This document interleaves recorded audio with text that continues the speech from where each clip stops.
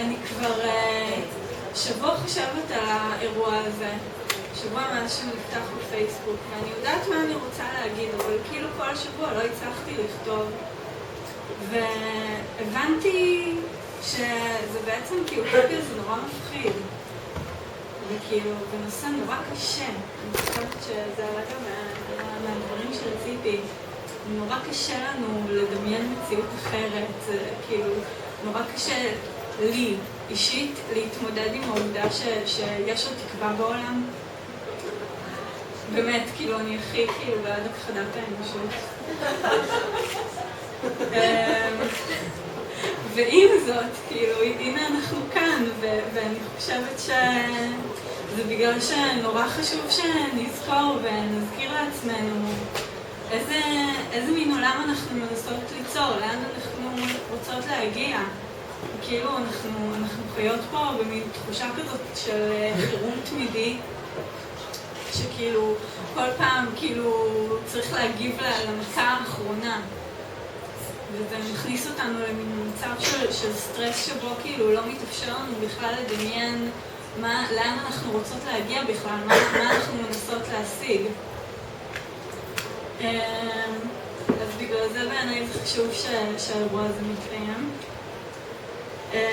ועם זאת אני כאילו כן רוצה קצת לפרק את המונח הזה של אוטופיה, כי כאילו מה זה בעצם אוטופיה, כשאני חושבת על זה כאילו על כל בעיקר על שיח הגמוני של כאילו הרעיונות שבדרך כלל באים בסמיכות למילה הזאת, זה מין כאילו עולם קצת משעמם בעיניי. כי נגיד תמיד אומרים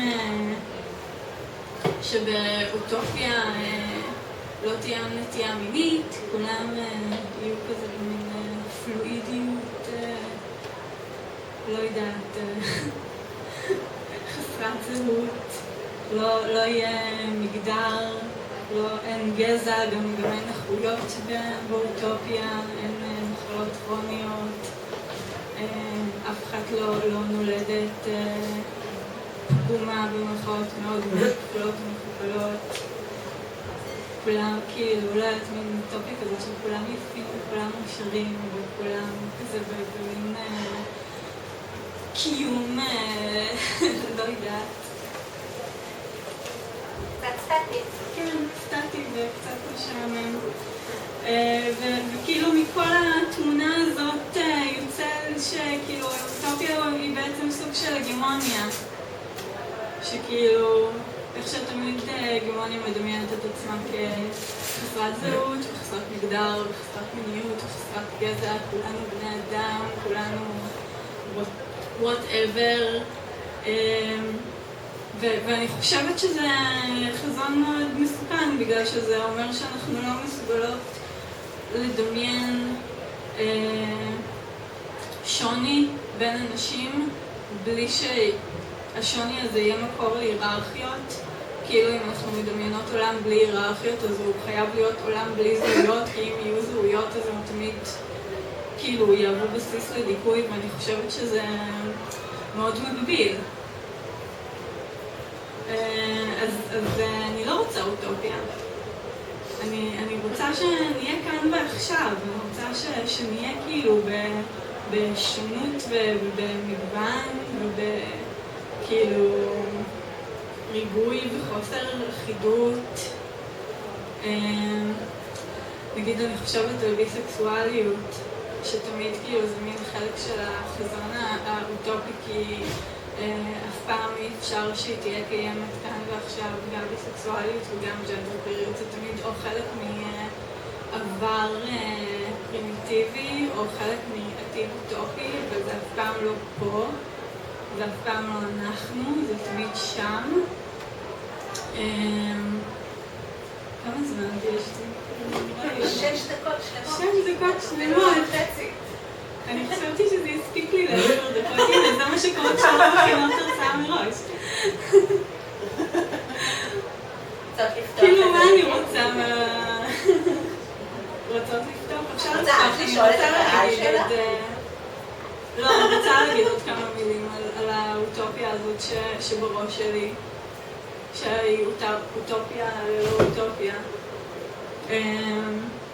מהמקום הזה של שוני ושל ריבוי ושל, כאילו, לא יודעת, כל הזמן עולה לי בראש המילה הכלה, היא מילה קצת שחוקה באקטיביזם ובפמיניזם, אבל אני חושבת שגם יש הרבה פוטנציאל לרעיון הזה שאנחנו יכולות להיות שונות ואנחנו יכולות להתקיים ואנחנו יכולות להתנגד ואנחנו יכולות להכיל את כל זה בלי לרצות למחוק או להכחיד את הזהויות שלנו. אני רוצה שזה יהיה עולם כזה שבו אפשר, שהדבר הזה מתאפשר ושנהיה פשוט כאילו עם כל הזהויות הרבות והמגוון, כל כאילו, לא יודעת, כל המילים האלה שתמיד שואלים אותנו למה צריך אותנו, אז אני רוצה שיהיה יותר מהן, שיהיה יותר מדי מהן. כן, אפשר שאלות. אם בא לכם, כן. בעצם זה מתחבר לי קצת לדברים שציפי אמרה קודם. כשהתפרסם הקול הקורא לאירוע הזה, הרגשתי שאני לא רוצה לשלוח משהו, לא כי אני לא בעד אירוע פמיניסטי מגניב, אני הכי בעד בגלל זה אני פה, אלא כי יש לי נטייה מהמילה הזאת אוטופיה. כי היא מין איזה דבר לא קיים כזה, עולם מושלם שאני לא בטוחה שהוא אפשרי בכלל או שאני רוצה. וזה מתחבר לי קצת למה שציפי אמרה. על... איריס נכנסה. לא, זה... אירוע. בסוף אין. זה מתחבר לי למה שציפי אמרה על זה שאת לא רוצה להיות זאת שתכונן את האוטופיה הזאת, כי היית רוצה אותה בלי צל של הפטריארכיה, בלעדיה מתחבאת מאחורי את השיח, ופשוט חשבתי, אבל כל מה שאנחנו עושות עכשיו, כשכל המאבק שלנו הוא לעומתי, זה בעצם אומר שבאוטופיה לא יהיה זכר להתנגדות הזאת שלנו עכשיו, כי באיזשהו מקום, ובתוך המקום הזה לא הייתי רוצה אותה, וזה קצת מתחבר לי למה שאת אומרת, שירי. כן, אני רוצה שיהיה כאילו זהויות ויהיו זהויות ספציפיות, ויהיה כאילו, לא יודעת, האוטופיה שלי בראש היא הרבה יותר זוהמת. הרבה פחות, לא יודעת, שלווה. נגד מי? אני דווקא רציתי להתייחס למה שאמרת בתחילת הדברים שלך על המילה תקווה. ואני רוצה להתייחס לזה בצורה קצת אישית ולהגיד שלי הרבה מאוד שנים המילה תקווה הייתה אחת המילים הכי נעימות והכי מסוכנות, ובטיפול האישי שאני עברתי סירבתי להתייחס אליה כמילה חיובית. תקווה באופן כמעט אוטומטי מעוררת חרדה. כי אם התקווה שלך היא לכל דברים שציינת שאני מאוד מאוד מתחברת אליהם, אז כשהם לא קורים, או כשהם לא קורים כשאת רוצה שהם יקרו, זה כל הזמן מקום לאכזבה. והאכזבה מביאה לאנשים מסוימים חרדה, ולאנשים אחרים ייאוש ושחיקה וכו'. אני חושבת שאחד התהליכים שלי, בין השאר, ואולי בעיקר כאישה פמיניסטית, דיברת על מילים שחוקות, תקווה זה אולי. משתמשים בה בכל תחום של בחיים, בעולם, אם זה בהקשר דתי ואם זה בהקשר... פשוט מילה סופר סופר חשובה. אני חושבת שצריך לא לתת, או לנסות לפחות, שהמילה תקווה לא בהכרח תעורר את המערכת אסוציאציות של אימה, מלמה הדברים לא קורים, מלמה... כי אנחנו, ובאמת אני מכירה פה די הרבה נשים שכל אחת מהן בדרך מאוד מאוד שונה מנשים אחרות, מקדמת את הדברים האלה, שגם את וגם ציפי בדרך אחרת אולי כאן מדברות עליהם. זה נורא חשוב בעיניי. אני מרגישה שלא לפחד מריבוי זהויות, לא לפחד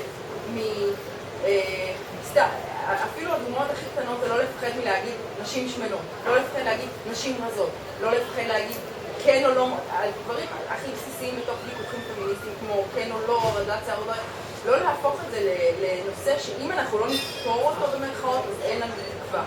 אז אני לא יודעת אם זה יצא מספיק ברור, אבל אני איך שהתחלת לדבר ואני שמעת במילה הזאת הרגשתי שזאת מילה בסיסית שבאיזשהו מקום כמה שהיא שחוקה היא גם לא מספיק מדוברת. אז תודה שאמרת את זה.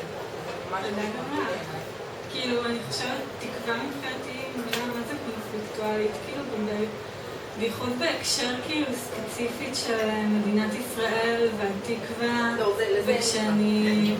לא, אבל דווקא כאילו המילה הזאת בהקשר המקומי מאוד כאילו מעניינת בעיניי, כי בראשית הציונות האנשים כאילו ניסו להקים פה איזה מין אוטופיה, היה כאילו את הספר של הרצל על מדינת ישראל האוטופית, וכאילו זה בעיניי חלק ממה שמסוכן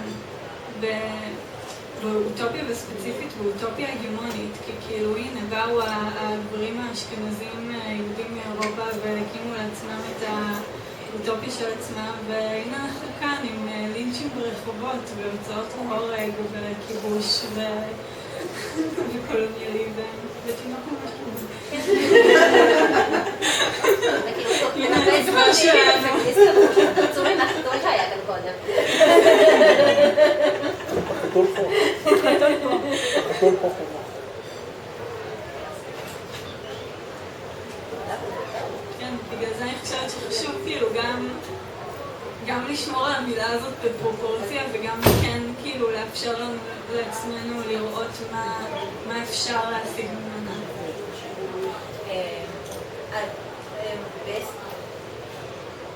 טוב, נו, כי זו שאלה, זאת דקה אחת. נשברתי, זהו, אפשר? כל שנכתבנו לפה. בסדר. ואחרי זה אנחנו נמשיך. לי באופן אישי דווקא תקווה זה הדלק